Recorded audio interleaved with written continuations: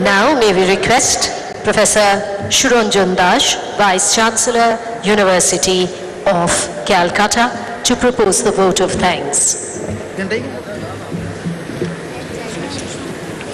Honorable dignitaries on the dais, distinguished delegates, esteemed members of the civil society present, and of course, my dear students and young researchers. Could I, on behalf of the host committee, propose a formal vote of thanks? I understand it is rare for both the Honorable President and Honorable Prime Minister to speak in the same forum. On behalf of the Indian Science Congress, the Calcutta University, and above all the city of Kolkata, we express our gratitude to the Honorable President Pranab Mukherjee and Honorable Prime Minister Dr. Manmohan Singh for enabling us to create that special occasion.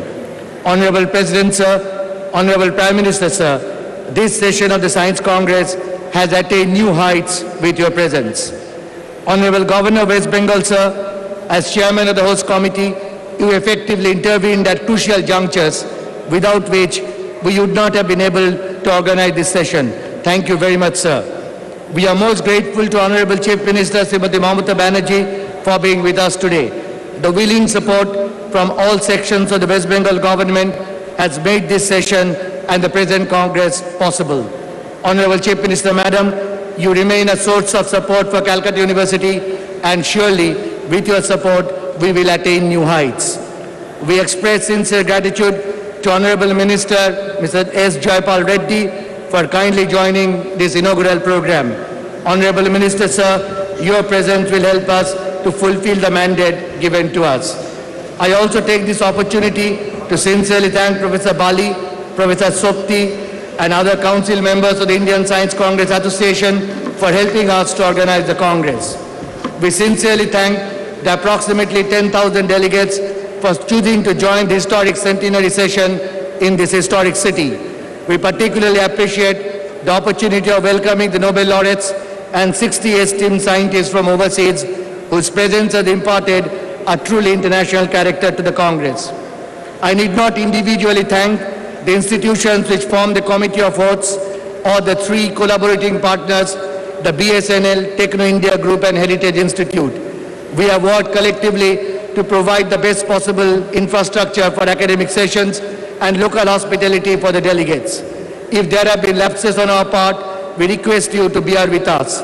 But I can assure the delegates there has been no doubt of commitment to make your stay comfortable to the best of our ability. I shall be failing in my duty if I do not acknowledge the guidance we received from the DST Secretary, Dr. T. Ramaswamy, who burnt with us much midnight oil in fine-tuning all arrangements for the present Congress. I also put on record our gratitude to the DST for providing financial support to organize this Congress.